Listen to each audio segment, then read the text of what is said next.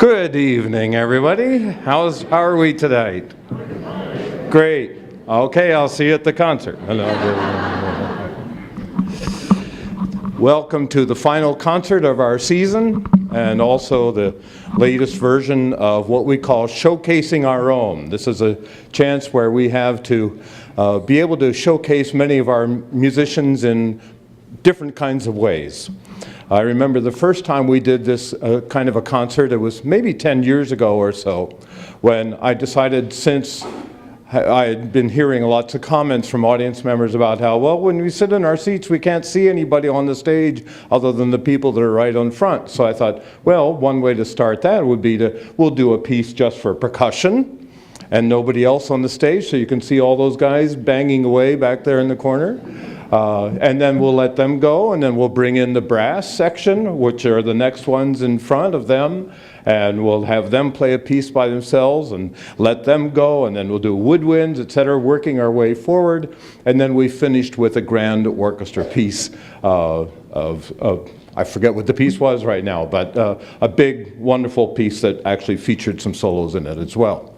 We're doing that next year. This year, tonight, is a little bit different from that because there's so much wonderful repertoire out there that can feature our musicians in many different ways.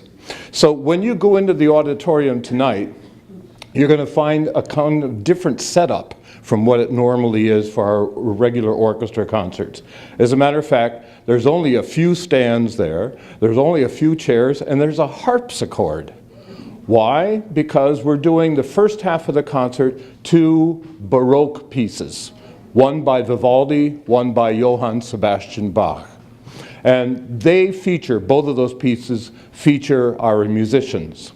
So we're fortunate in having in the very beginning this piece by Johann Sebastian Bach. It's one of a set of 6 pieces that he compiled for the Margrave of Brandenburg. So they're called the Brandenburg Concertos.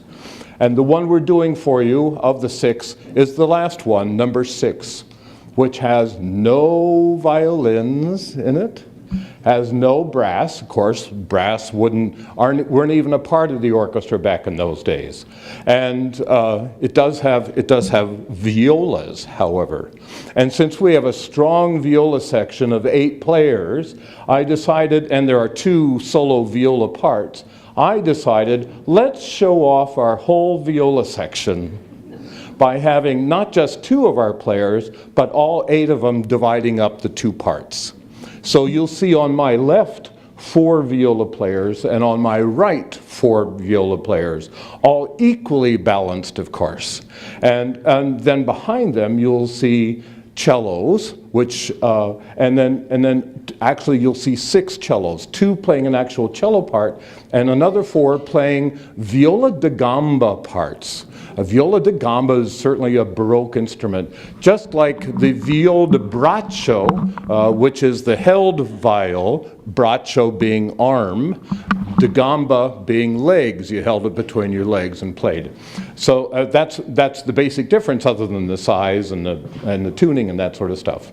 But I'm happy to introduce to you our principal violist, Piotr Solski, who actually, I believe it was a mutual idea we had to do this piece, and is an expert at Baroque music as well. So please welcome Piotr Solski. The podium is yours. It's great to have you here, Peter. We've talked a little bit now about violas. It looks like a violin to me. What is the difference, really? It's much bigger. Yes, by several inches, right? Yeah, absolutely. And of course, for all of you mathematicians out there, you know that if you expand even just by an inch, a length, a width, a depth, the volume is far greater. That's right, and also lower. Yes.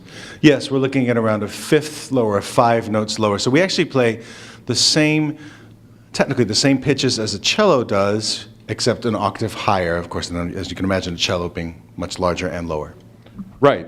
And so therefore the viola in orchestra music is really the middle voice more than anything else of the string section. You all know where the violas go on stage, right? Just off to my right over in this passage.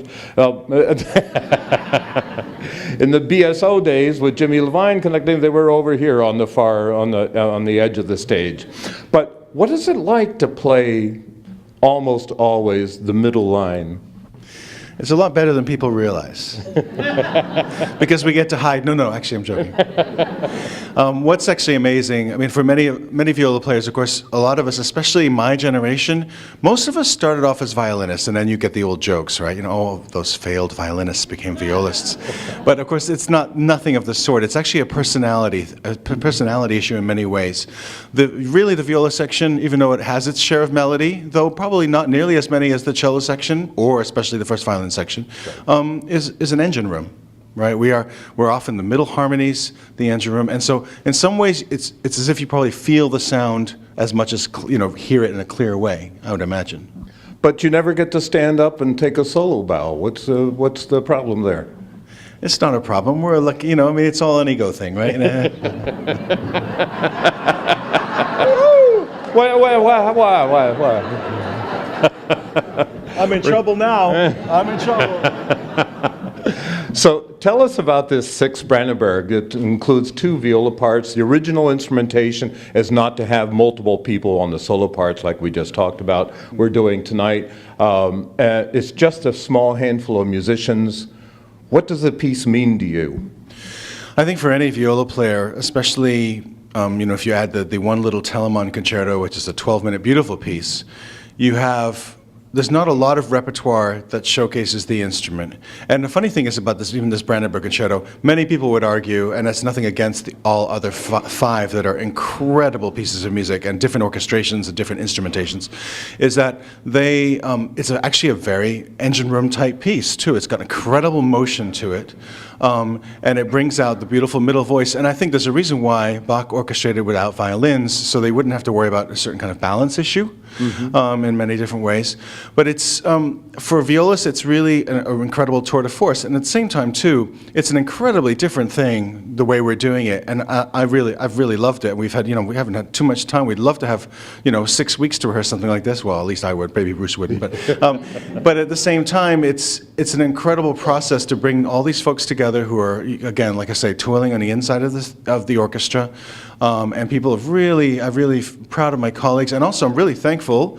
I'm not going to embarrass Bruce too much in front of him, but for Bruce being willing to, in a sense, present a chamber music piece, obviously in a larger orchestration, so that it can be more presentable on a big stage, and allow the musicians to really have their voice. You know what I mean? I mean, he probably thought it was pure anarchy up there, in a way that, for instance, when we're rehearsing the Elgar. It could never be that way. If all of us chimed in with a little idea, or even, always with respect towards each other, or, a little hopeful thing that we need to do, we would never get anything done. We'd never present a program. But having that ability to do it now is really, I think, really allows us musicians to have ownership, which is brilliant. So. Absolutely, and I should say my praise to you and your colleagues for just having this great collaborative attitude in putting everything together. Everybody's been respectful. There's handing out an opinion on this side, and then on that side maybe a different opinion, and then they work it out, and I get to sit on a stool and just watch it all happen, and I don't have to do anything. Which reminds me, I should say that for Baroque pieces, you don't need a big romantic conductor on the podium, right? So my motions for these first 2 pieces are going to be extremely minimal. You might even find me not even conducting at one point, which reminds me that the second movement, the slow movement of the Brandenburg, it's really just the few of you, yes? And so you don't need a conductor at all. This is, in fact, chamber music. What are your thoughts about that as a piece?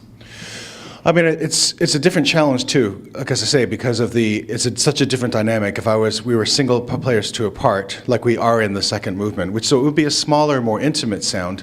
Suddenly, we're making more decisions on our own. And of course, those changing roles are difficult because often, for instance, we're on that stage and we're waiting for you to set the beat. We're waiting for you to set the pacing. And of course, you're going to have your ideas about what that pacing should be. And it's not just about rhythm, but it's about shaping of the phrase and how the music will go and how we play it. And then suddenly, of course, it's just 5 of us playing or so. And sort of finding our own dynamic within that. And so it's an incredible challenge, and we'll try to be up to it for your sakes. And I know you will be, that's for sure. So talk to us a little bit about Bach as a style, an instrumental style. For if somebody were not to have any experience with Bach at all, especially something like this 6th Brandenburg, what kind of musical language can we expect? That's a fantastic question. I think it's, well, as we all know, for those of us who are fans of Bach or haven't heard a lot of him, because actually, in some ways, orchestrally, you don't hear a lot of Bach. Don't get me wrong, there's some incredible work. We're doing a Magnificat actually next year, I believe, unless I'm letting the cat out of the bag, I'm sorry. But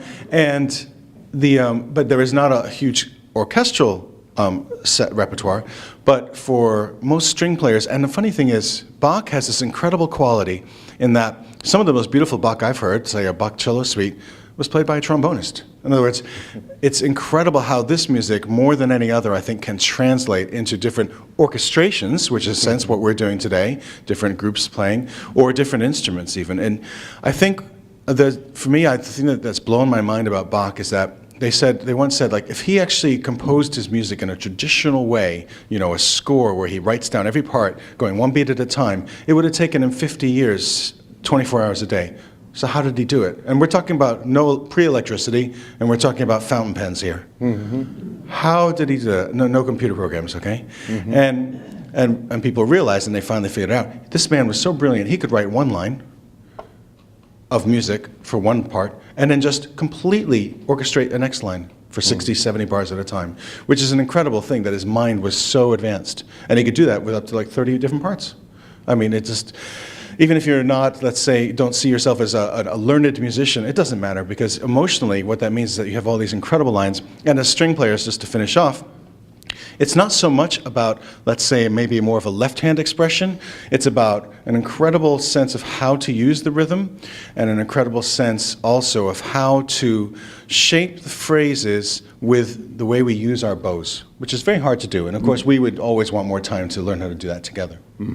Absolutely. And I would add that from my point of view, Bach also has this wonderful, just ongoing propulsion that he gets a tempo started and you can just enjoy the ride. And there's not a lot of flexibility, meaning that not a lot of give and take like we would maybe have in the Romantic period. But there's this, you talk about the engine, and the viola being the voice of the engine. There's overall an engine that goes through all of Bach's music, even the very slow stuff, which just has this gentle pulse, which is always emanating from usually the continuo line, the people on the bottom of the line. Would you agree? Absolutely, yeah. And of course, in this, the funny thing about this piece is that you'll hear very much an engine coming from the violas, but then there's even more of an engine coming from the gambetta parts. And what's I think important to note too is that in many ways this piece is a trio. It's 3 real solo lines: the two viola parts. Solo, I don't just mean one player, of course, but parts that are at the foremost or at the fore, and also an incredible cello line, right, which is played by 2 of our cellists. Right. Speaking of playing, you've agreed to play something for us today? I think so. Okay. Bach, perhaps, or? I think that's a great idea. Yeah, absolutely. Most of you will recognize it.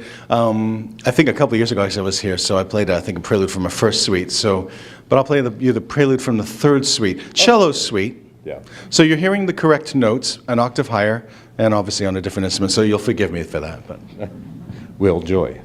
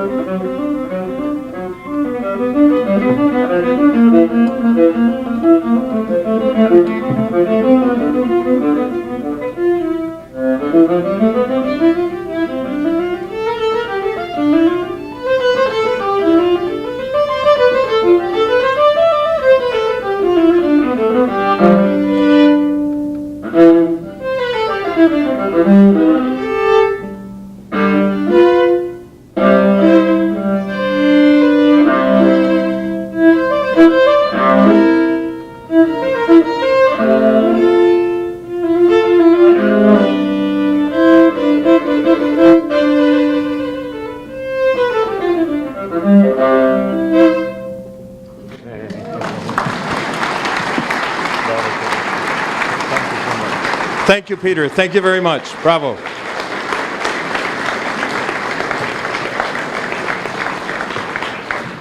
Thank you. Sounds great. And you really will enjoy this piece, the Brandenburg Concerto, which begins the concert. After the Brandenburg, then we're doing a piece by Vivaldi. Now, this is not the order that's printed on your program page, but we're doing the Bach and the Vivaldi together, and then after intermission, bringing the whole orchestra out on stage and treating you to a half of a concert with the full orchestra.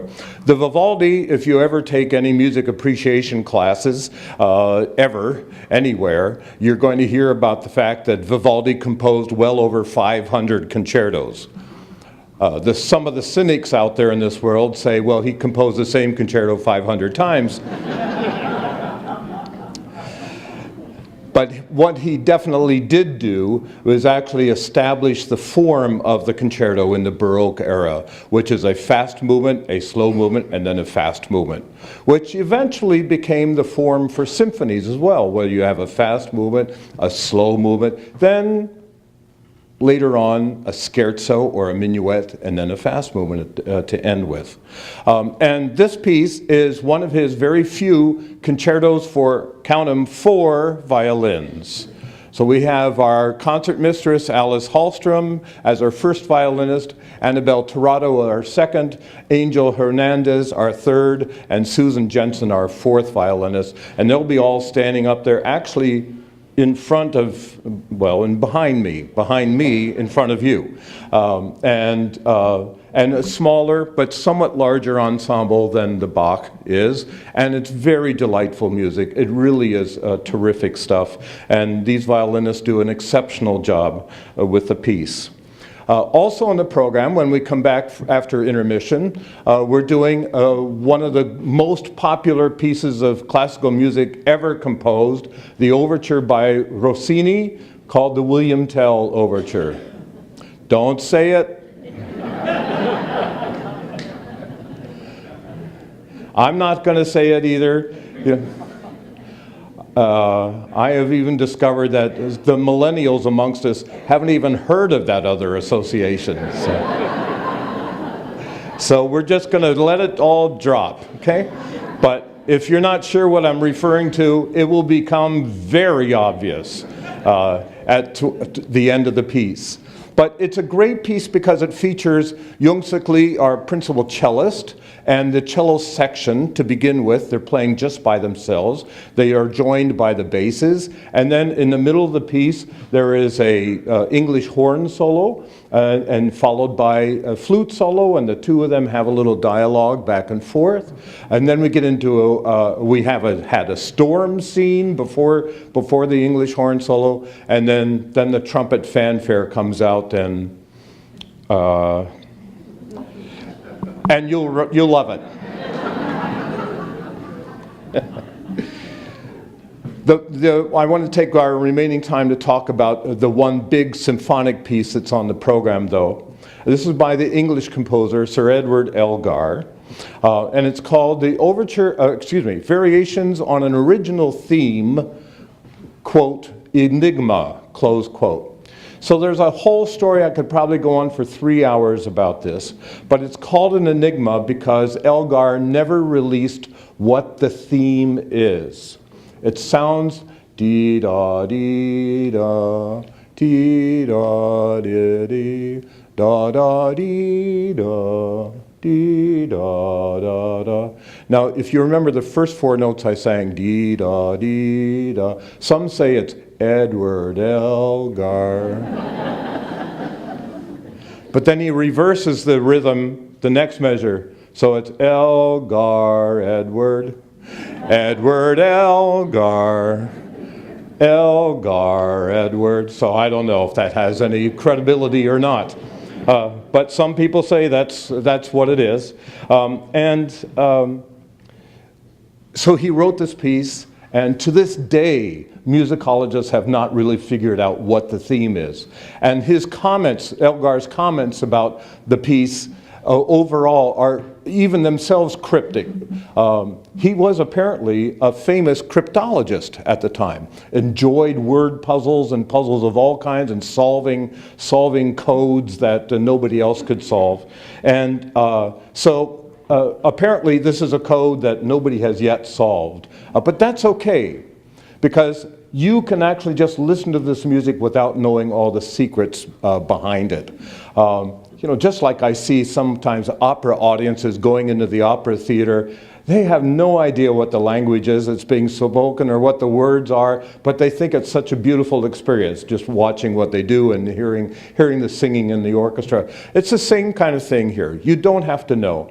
But I can tell you that it starts with a theme, and then there are 13 variations on that same theme. And you're going to hear dee-da-da, Edward, Elgar, throughout, in each one of those variations. Not obviously in many cases, and sometimes fast, sometimes slow, sometimes loud, sometimes soft, in all kinds of variations.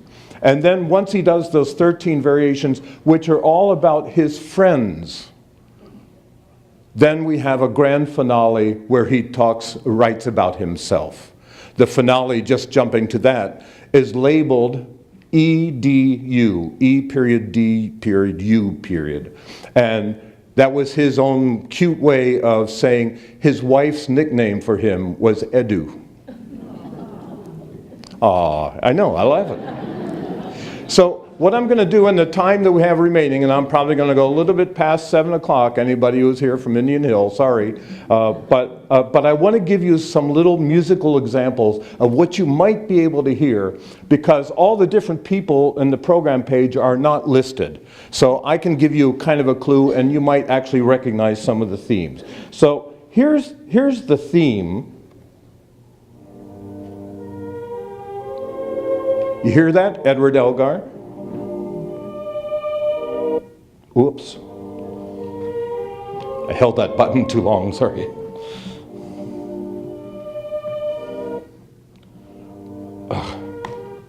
This didn't happen at home today. Anyway, that's the theme. Then there's the first variation, which he labels as initials CAE, which are the initials of his wife, Caroline Alice Elgar. And whenever he came home, he would announce his arrival at home with a whistle, a 4-note whistle, dee-da, dee-da, dee-da, which you'll hear in this version. Well, you know what? I'm very sorry. I hate it when this happens to me.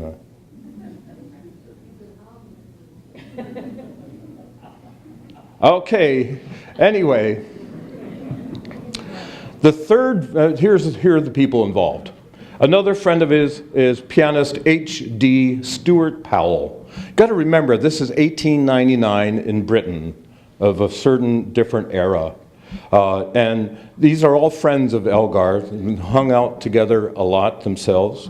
And this man, Stuart Powell, used to get together with them, and he'd sit down at the piano and he'd warm up by doing really little flat, fast chromatic passages. Digga, digga, digga, digga, digga, digga, digga, digga, digga, and that's what you're going to hear.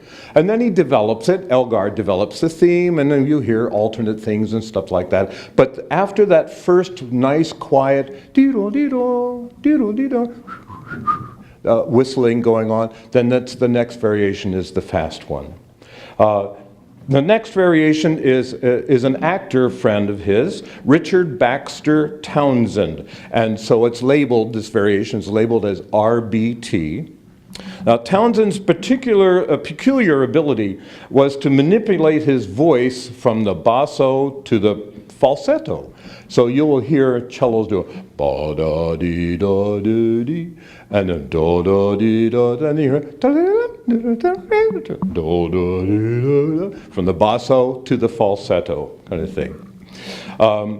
Then there's William Baker, WMB, who's a rather gruff country squire. Now I really wish I could play this for you. I don't know what this automatic repeat thing is here.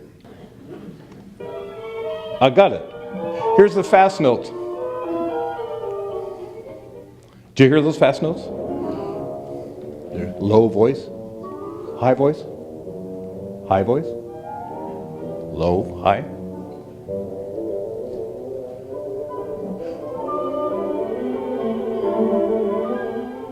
Etc. Okay, it's working. And next we have William Baxter, Baker, a rather gruff country squire. Now, what I think of, believe it or not, if you've ever watched Seinfeld, I think of Cosmo at this point. You know, just the image of him entering the room really fast, kind of going, stirring everything up, and then leaving and slamming the door behind him. Here you go.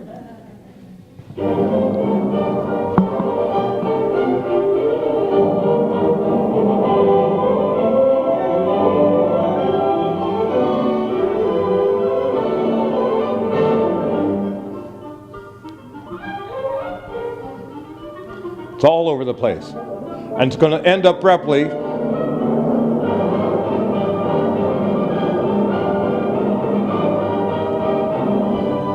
Slam.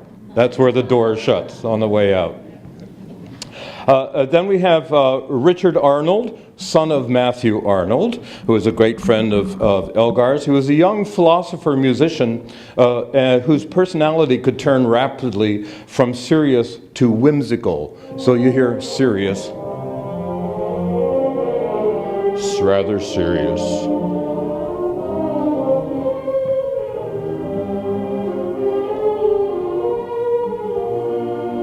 Still rather serious. But it's going to change in an instant. Now here,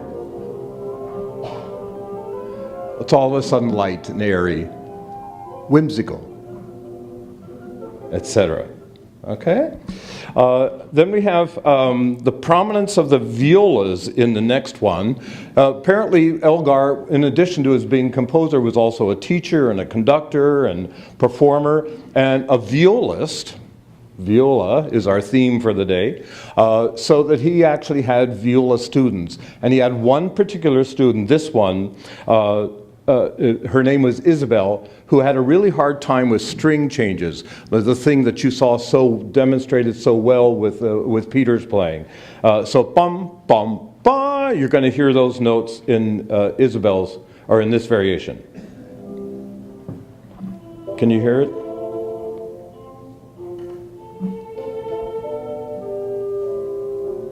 Think viola.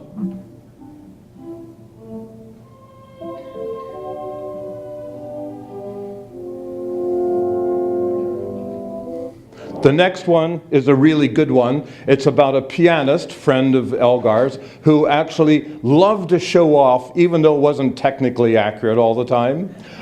And this particular variation shows him playing fast stuff like he was wont to do, but then at the very end slams down the keyboard cover in disgust because he couldn't do it all. Hear how fast he's going?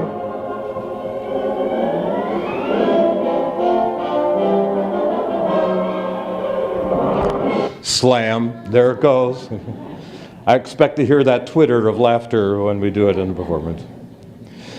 Next we have Winifred Norbury, who was a gracious elderly woman whose laugh is immortalized by the oboes in this variation. Ha ha ha ha. Ha ha ha ha ha.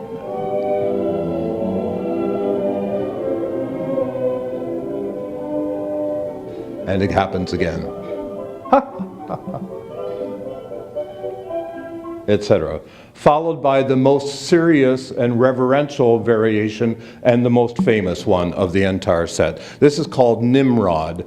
One of his greatest friends, in fact probably his greatest friend, was his publisher, Arthur Jaeger, Jaeger, which is the German word for hunter.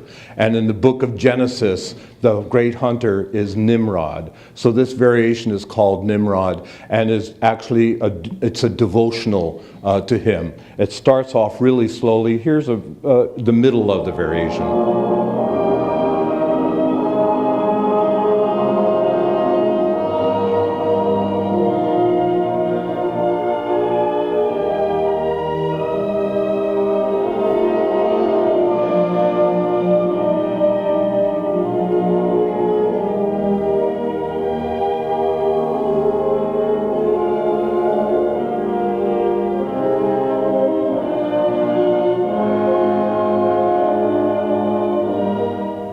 You have to wait about an hour to hear the rest of it.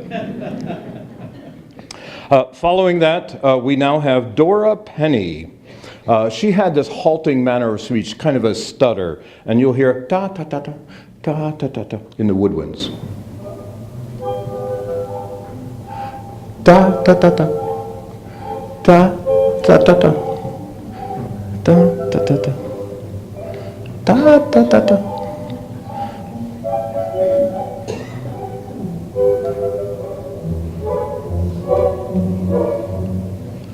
And my favorite variation is about his friend George Sinclair, but more importantly, Sinclair's dog, Dan.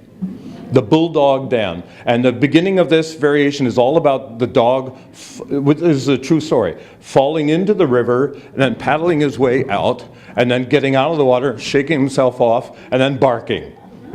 Here's all that in 3 short seconds.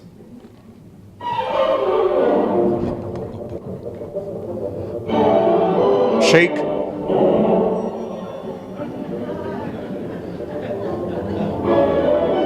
Bark, bark, bark, bark, etc. Wasn't that fun? I'm not going to look like that on the podium when we do that. And then the cello section is featured next because he had a great friend, Basil Nevinson, who was a cellist. It starts with just the solo cello and then all the cellos join in.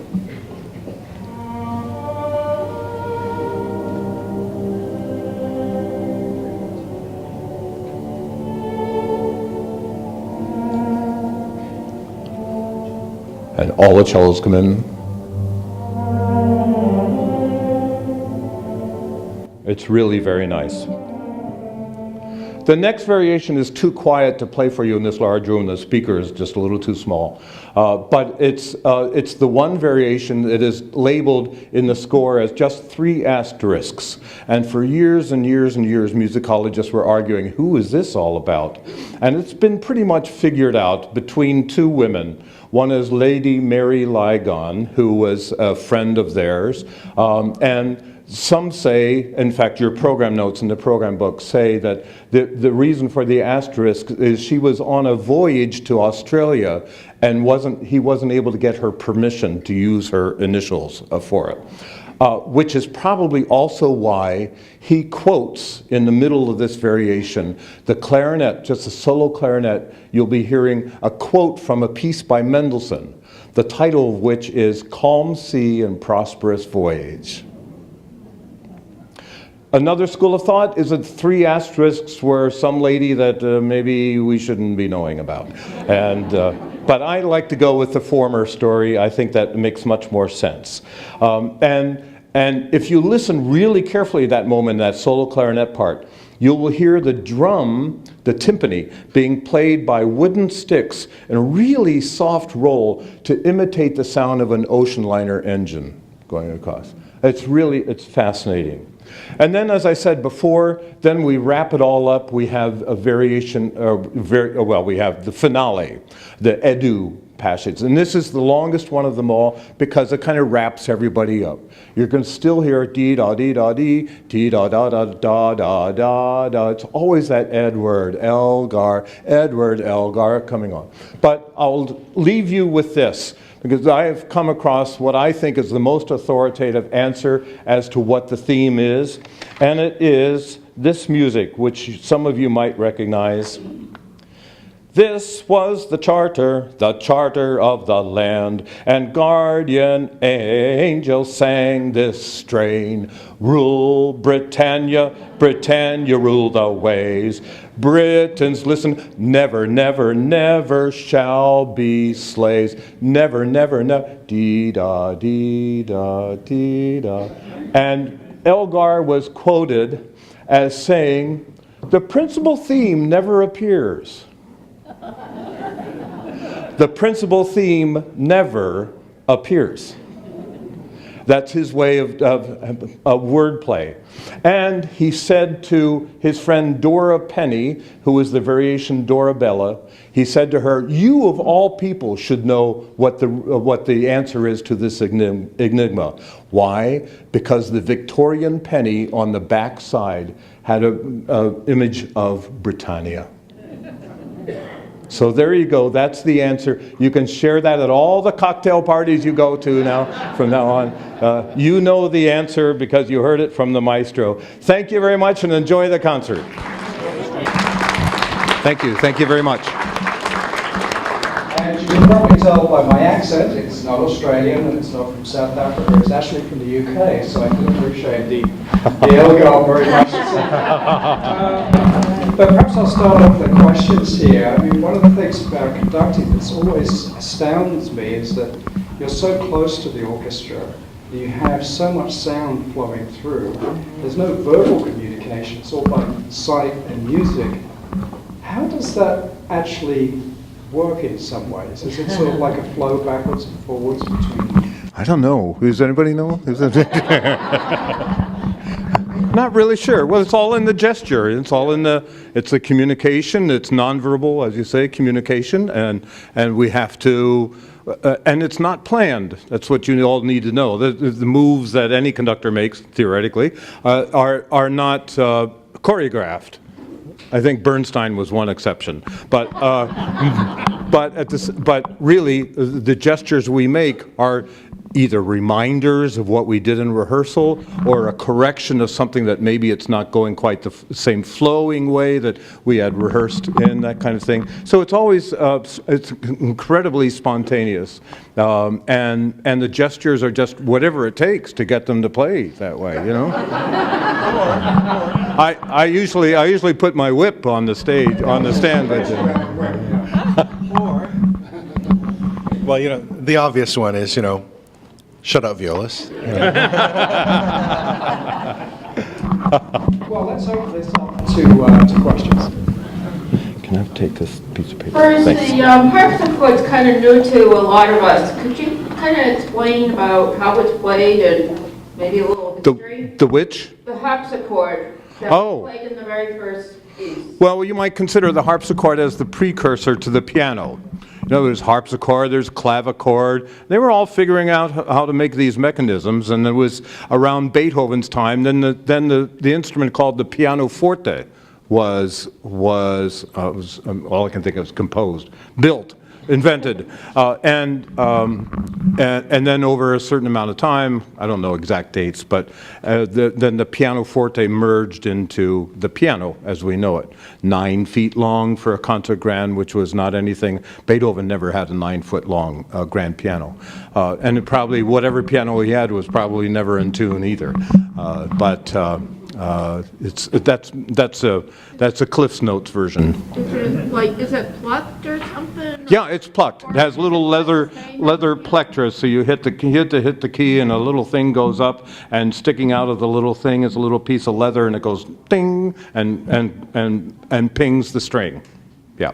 So it's played similar to a piano? Yes, the keyboard is like a piano. Yeah.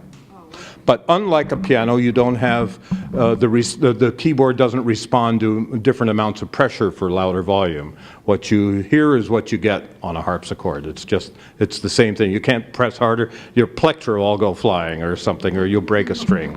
Yeah. Thank you. You're welcome. Back everywhere. How long is your rehearsal schedule for a performance? This week we had 3 rehearsals. We started on Wednesday, 7:30 to 10, Thursday 7:30 to 10, last night 7:30 to 10, and here we are. The industry norm is 4 rehearsals. Every once in a while, this program was easy enough because of reduced instrumentation to get away with, I don't mean get away, but you know what I mean, to actually, to economize by having just 3 rehearsals. Is it true that the orchestration for the William Tell Overture was done by a lone arranger?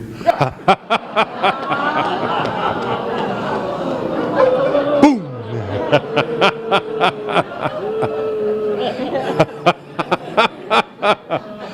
Get that man out of here. In the same vein, we're all family here and we're all adults. Can you confirm that it's really true that Vivaldi wrote the same piece 500 times? No, it's not. But they're mighty similar, that's for sure. Folks around our table noticed the absence of the traditional red covering on the chairs tonight, and wondered what the reason for that was. There was some speculation that it was because you're asking for donations tonight. Well, I don't really know the answer, but my guess is that since we had so many stage changes, it would have just been way too complicated to make sure that all the red coverings were on the right chairs. Am I right? That's right. I got it right. Yes. I practice for 45 minutes a day. How long was the first violinist practice? How long do you practice, Alice? Well, remember, she has 2 little kids, so. I have 2 kids. Usually practice starts at 8 p.m. when the kids go down, and it goes anywhere from 9 p.m. to 11:30 midnight, depending on what's going on. How about Amelia? My kids are grown up a little bit. They're 5 and 8, so they're used to it now, but definitely when they were babies, it was at practice mute while they were in bed late at night. You get really good at finding, 15 minutes here and there and getting really efficient with your practice time. You know what a practice mute is, that there is such a thing as a mute to put it on the bridge of the violin or any string instrument, and it softens the resonance of the instrument. So you can practice in hotel rooms and things like that, without disturbing other people. And so what they have is a practice mute, which is I'm sorry, just the mute is a special effect that many composers use on the stage. The practice mute does a double duty to reducing the volume of the instrument. So basically, I think you're playing with a practice mute, and maybe somebody 10 feet from you can hear you, but it's very, very faint, and that's about it. I just wanted to say something about the Elgar piece. My first introduction to it was I was driving in the car one day, this is years ago, and I heard it for the first time as I was driving, and I was so, swept up into it that I thought I have to get off the road and just listen to this. Good for you. And really, it brought tears to my eyes. It was so beautiful. Oh, thank you. Thank you so much. And thank you for pulling off the side of the road. That's It felt like there were more musicians on the stage than I ever recall. Is that correct? I don't think so. No, I think it's about the number. But you know, I think the effect after seeing the Baroque pieces on the first half, then just seeing that stage filled with all these people, oh my goodness, where did they all come from? So how many musicians total are normally on the stage? Oh, and it all depends on the repertoire, but we'll have maybe, well, as few as we had tonight for the Bach, but as many as maybe 75, 80, 85, like that in some of the larger pieces. Yeah. Yeah, it's a pretty jam-packed stage. It will not be quite so jam-packed in a few years. When we go to the new place, that is, everybody. So just we all, you know that we have a new place being built. Yes, there's a new concert hall being built for us, and they say it'll be ready by 2035. Just kidding. I'll be 30 then. Any other questions? Yes. I just wanted to thank you. This was a marvelous repertoire tonight. All the different pieces were wonderful. And I just wanted to thank you for our graduation. And Thank you. Thanks for catching it. I appreciate it. Thank you so much. You know, I'm going to do something a little bit unusual, Simon, if that's okay with you, is that we have here Amelia, you know, who is the leader of the violas on my right. For the first piece, and of course you know Alice Hallstrom from other performances, and of course Peter, who is leading the violas on the left. But Amelia's and Peter's bios are not in the program, and I just want you to have an idea who these people are, including Alice. So Alice, this is the person on my left here. Alice began her studies of the violin at 2.5 years old.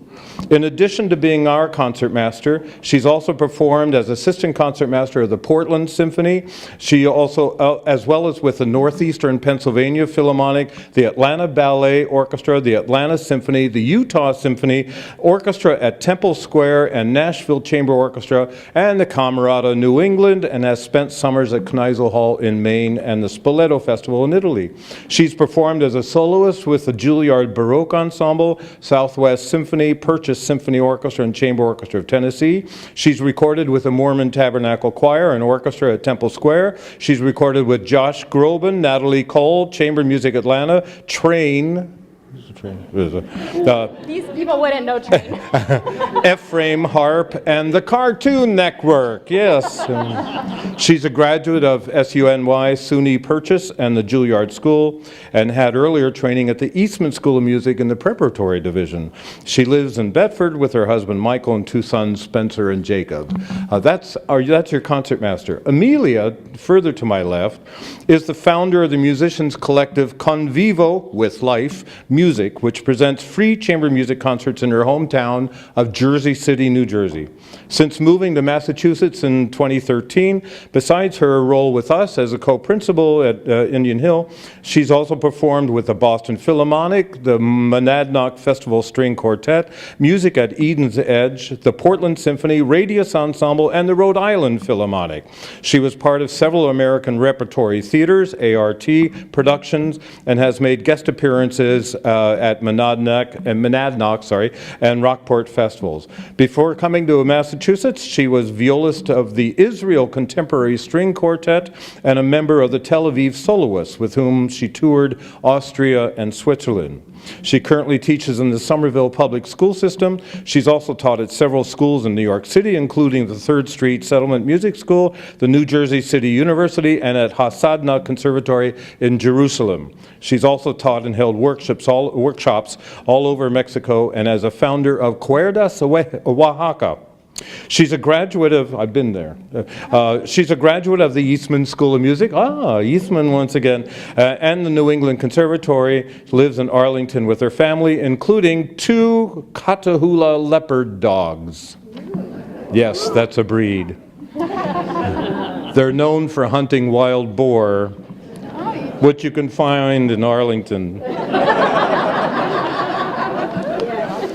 And Piotr Solski was born in Worcester, that's Worcester, Massachusetts, Has performed in over 30 countries as a member of the Apple Hill Chamber Players, London Symphony Orchestra, Academy of St. Martin in the Fields, Cyprus Chamber Orchestra, and the Al-Kamanjati Baroque Ensemble in Palestine. He returned to his native Worcester in 2002 after holding the position of head of strings of the Edward Said National Palestinian Conservatory. He's a founder and member of the Worcester Chamber Music Society and also is the founder of Chapel Royal Concerts in Brighton, England, now in its 25th season. In addition to his work as a co-principal of Indian Hill, he currently appears with Odyssey Opera, Camerata New England, and BMOP, which is the Boston Modern Orchestra Project, and others in the region. He's artistic director of the Worcester Symphonic Project, part of Music Worcester's outreach program. He received his training at the Eastman School of Music, the Banff Center for the Arts, and the Royal Academy of Music. He's a United States cultural envoy to Jerusalem for his work bringing music to young Palestinians living in refugee camps. Those are the people that you're listening to tonight. Huh?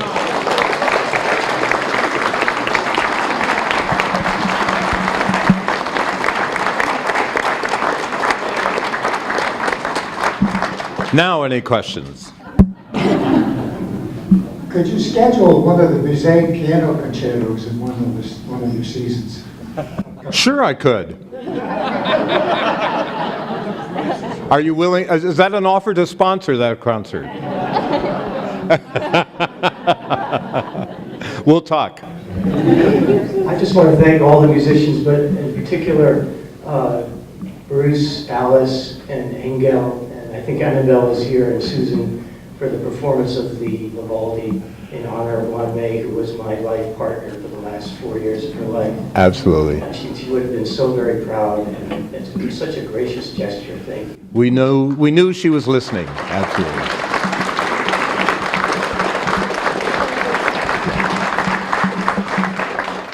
Thanks, Steve.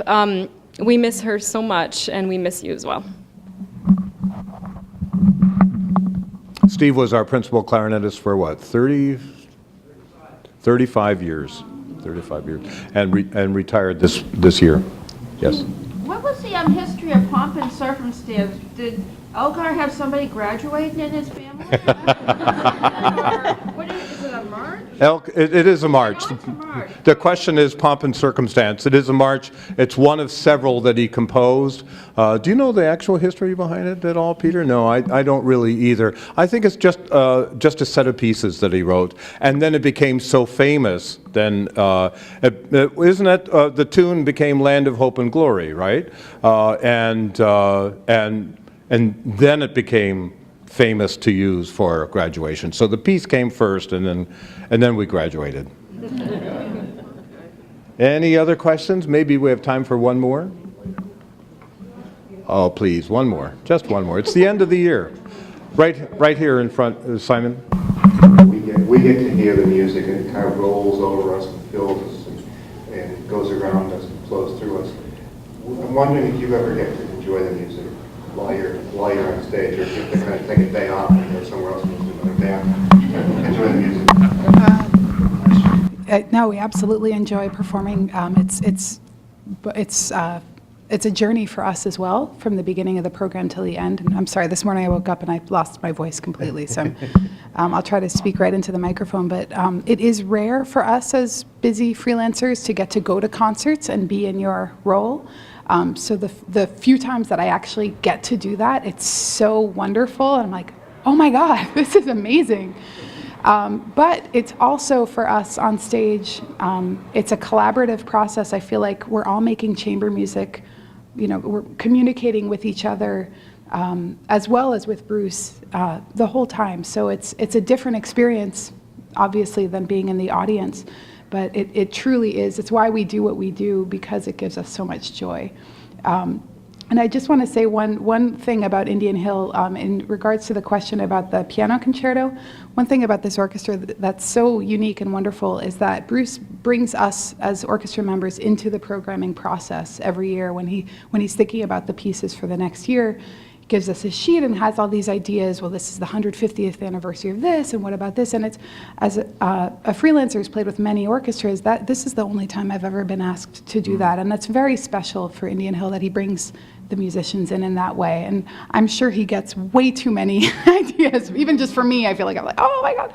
But it's such a special thing that makes the members of the orchestra feel very much more involved than you normally do in an orchestra. So thank you for that. Thank you. Do you have an answer for the sorry, question? I just Do you remember the question? The question was, Do you enjoy the music? Yes.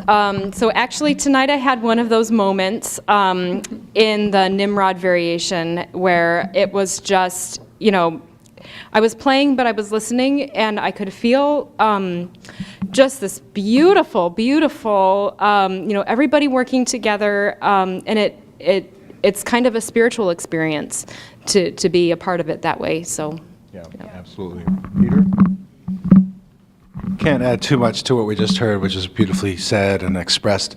But I think what incredible benefit we also get is that we get to feel these incredible vibrations of our own instrument going through us as well, as we try and resonate with what we're doing, try and resonate with the person next to us at the same time. Like I said, as both of you said, obviously responding to what Bruce is giving us, and then also using our ears. So there's all these senses, and we're right in the middle of it. Regardless of where we're sitting in the orchestra, we are right in the middle of it. So, and what's incredible, I think, really exciting us too, is when we are in that new hall, how the acoustic will be even much better, and how we'll be able to experience that even more, which again should ideally envelope the audience even more, which is the whole point. Yeah, absolutely. Maybe on that we should call it a night. Yeah. Oh, one more question over here, Simon, or get Mac over here. He's right here. No. Make it a good one, Mac. Just a program note of sorts. The Nimrod variation of the Elgar exists in an a cappella arrangement and has been sung by a group of 8 voices in the UK. I think it's either Cambridge or Oxford. And if you haven't heard, go look it up on YouTube. YouTube Nimrod. I'm sure you'll find probably a stack of arrangements of Nimrod. Right. But this one is an a cappella version for mixed voices, and it is stunning. Really? Wow. I'll be sure to check that out. Wow. Wow. That's great. That's a great piece of advice. Anything else, or do we call it a night? Ladies and gentlemen, I just want to thank you for your support. Thank you for your attendance, and I'll see you next year.